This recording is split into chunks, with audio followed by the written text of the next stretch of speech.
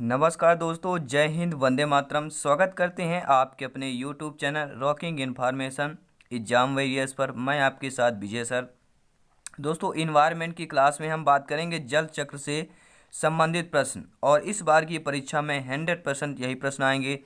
तो चलिए आइए प्रश्नों को शुरू करते हैं।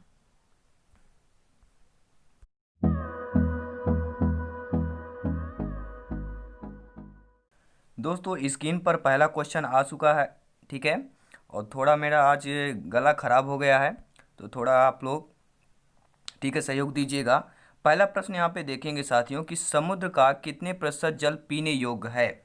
यानी जो समुद्र का जल होता है वह हमारे जो पीने योग्य होता है वह कितने प्रतिशत होता है, ठीक है।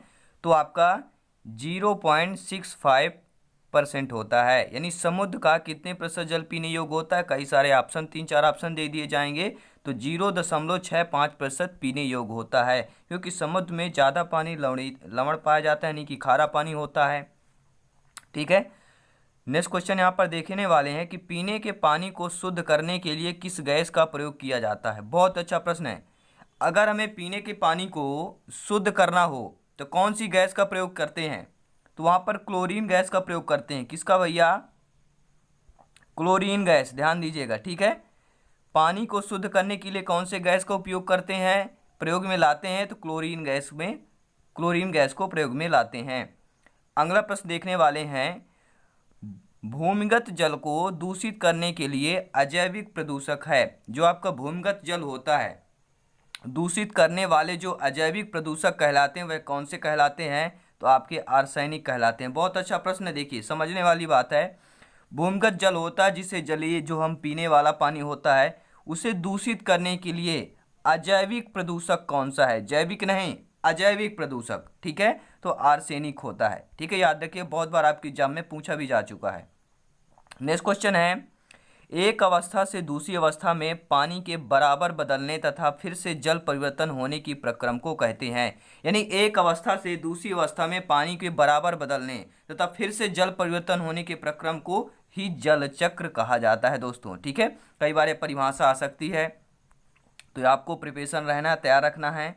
और वीडियो को लाइक शेयर जरूर करते जाए, कमेंट जरूर करें साथियों। आप लोग वीडियो देखते हैं, कमेंट जरूर करिए, कमेंट करके फीडबैक जरूर दीजिए करिए, ठीक है। कमेंट करना बहुत इंपॉर्टेंट हो जाता है दोस्तों, हमें फिर लगता है कि आप लोग वाकई में बहुत अच्छा सहयोग दे रहे हैं, तो कमेंट प्लीज किया करें। क्वेश्चन है, सागरीय जल की लवणता में किस लवण की मात्रा अधिक होती है। ठीक है, जो सागर का पानी होता है, जल होता है, उसमें लवण की मात्रा पाई जाती है, लेकिन लवण की मात्रा सर्वाधिक अधिक होती है किस लवण में। ठीक है, लवण भी आपके कई प्रकार के होते हैं। तो सोडियम क्लोराइड जो लवण होता है, ठीक है, इसकी मात्रा जो है सागरीय जल में अधिकतर पाई जाती है। ठीक है, अधिकतर सोडियम क्लोराइड पाया जाता है समुद्री जल में, काफ़ी बार आपके, ठीक है, समुद्र में जो पानी होता है उसमें सोडियम क्लोराइड अधिक मात्रा में पाया जाता है। अगला प्रश्न यहाँ पे देखेंगे, महासागरों में घुले हुए लवण में से किस लवण की मात्रा सबसे अधिक होती है। बहुत अच्छा प्रश्न है। जो महासागर में घुला हुआ लवण होता है वह किस लवण की मात्रा सबसे अधिक होती है। देखिए, सोडियम क्लोराइड की। यानी ये दो क्वेश्चन जो आपके हैं दोनों टाइप के हैं। देखिए, सागरीय जल की लवणता में किस लवण की मात्रा सर्वाधिक अधिक होती है, सोडियम क्लोराइड की होती है।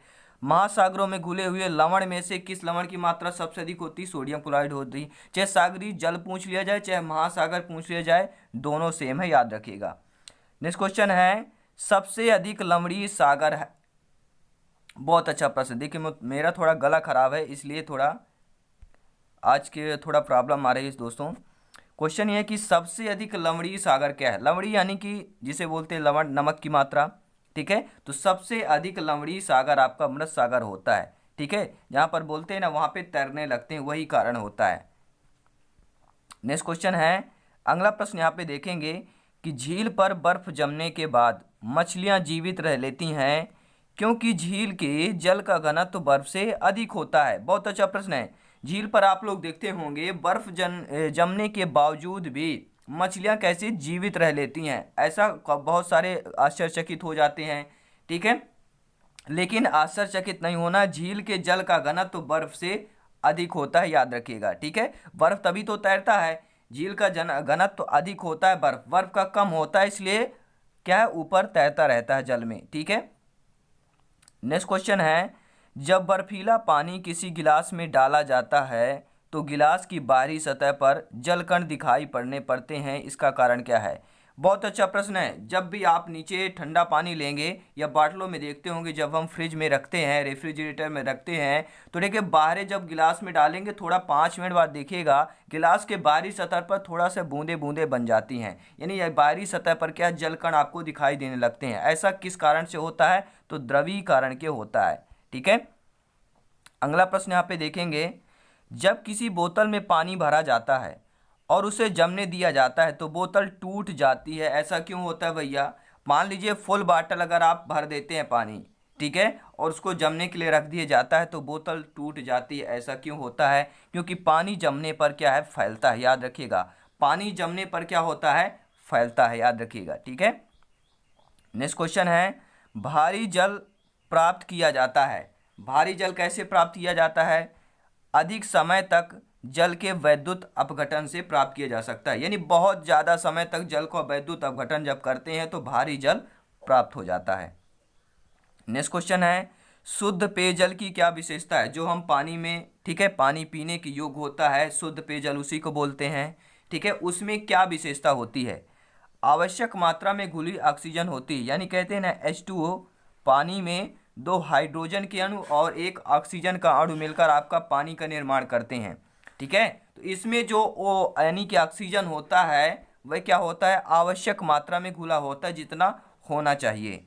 ठीक है, नेक्स्ट क्वेश्चन यहाँ पे देखने वाले हैं, अगला प्रश्न है कि जल जनित रोग क्या है, यानी जल से होने वाला रोग आपका कौन सा है, तो वो आपका अतिसार है, याद रखिएगा। ठीक है, जल जनित रोग कौन सा है, ये जल से होने वाला रोग आपका अतिसार है। अगला प्रश्न है, वर्षा की मात्रा निर्भर करती है। जो वर्षा की मात्रा होती है दोस्तों वह किस पर निर्भर करती है, वायुमंडल की नमी पर निर्भर करती है। ठीक है, वर्षा की मात्रा जो है कैसे निर्भर करती है, वायुमंडल की नमी पर, कि वायुमंडल में जो आकाश में बादल बनते हैं उस पर कितनी नमी है, उसी के आधार पर वर्षा की मात्रा निर्भर करती है। अगला प्रश्न है, विश्व में जल संकट का प्रमुख कारण क्या है। जो हमारे विश्व में जल संकट का जो, ठीक है, गहरा प्रभाव देखने को मिल रहा है, प्रमुख कारण है, बहुत से जल संकट है, बहुत से ऐसे राज्य हैं, बहुत से ऐसे देश हैं जहां पीने योग्य पानी ही नहीं बचा है, बचा भी है तो कम कम मात्रा में बचा हुआ है। तो उसका कारण है नगरीकरण के कारण। नगरीकरण कैसे हो गया, पेड़ पौधे काटे जा रहे हैं, घर बसाए जा रहे हैं, यानी कि ठीक है पक्के मकान बन रहे हैं, फर्श हो रही है, तो क्या होता है, पानी कम यहाँ पे, ठीक है, रोडें बन रही हैं, सड़कें बन रही हैं, तो पानी का जो अवशोषण, ठीक है, मिट्टी में जो पानी सोखता है, अवशोषित करता है मिट्टी पानी को, वह क्या है, अब कम हो रहा है, जिसके वजह से प्रमुख जल संकट विश्व में हो रहा है। नेक्स्ट क्वेश्चन यहाँ पर देखेंगे, अगला प्रश्न है, संसार में अधिकतम ट्यूबवेल किस देश में है। बहुत अच्छा प्रश्न है। अब देखिए इंपॉर्टेंट प्रश्न है कि जो संसार विश्व के वर्ल्ड की बात कर रहे हैं दोस्तों, वर्ल्ड की बात कर रहा हूं कि अधिकतम ट्यूबवेल किस देश में है, तो भारत एक ऐसा महान देश है जहां पर सबसे अधिक ट्यूबवेल है, याद रखिएगा। ठीक है, यानी कि यहाँ पर घर घर में ट्यूबवेल है। ठीक है, हर घर में ट्यूबवेल है, इसी की वजह से क्या होता है, पानी ज़्यादातर अधिक मात्रा में, ठीक है, मिसयूज जाता है, जिसके वजह से, क्योंकि यह एक जल एक क्या है, अमृत है दोस्तों, क्योंकि जल ही जीवन है। अगला प्रश्न है, स्पर्श गंगा अभियान का मुख्य उद्देश्य क्या है। देखिए एक स्पर्श गंगा अभियान चलाया गया था, उसका जो मुख्य उद्देश्य है वह गंगा की स्वच्छता के लिए ही स्पर्श गंगा अभियान, यानी गंगा के जब स्वच्छ करेंगे तो स्पर्श गंगा, स्पर्श यानी कि छूना, तो वही, ठीक है, गंगा अभियान मतलब यही है कि गंगा की स्वच्छता को बनाए रखना, गंगा की स्वच्छता, ठीक है, स्थापित करना, सब मिलकर गंगा नदी में जो पानी है उसको पवित्र बनाए रखना। अगला प्रश्न देखने वाले हैं, कौन सी बीमारी दूषित जल पीने से फैलती है। अब जल से संबंधित सभी प्रश्न है दोस्तों। अब ऐसी कौन सी बीमारी है जो जल की, यानी कि दूषित जल जो होता है उसके पीने से फैलती है, तो टाइफाइड। टाइफाइड जो होता है दूषित जल के पीने से आपकी टाइफाइड बीमारी होती है। ठीक है, नेक्स्ट क्वेश्चन देखेंगे, सागरीय जल में कितने प्रतिशत लवणता होती है। जो सागर का जल होता है उसमें दोस्तों 35% लवणता होती है। बहुत अच्छा, अरे क्या यार बात हो गई, सागरीय जल में बताइए 35% लवणता पाई जाती है, नमक पाई जाता है। ठीक है, इसीलिए वहां पे क्या है,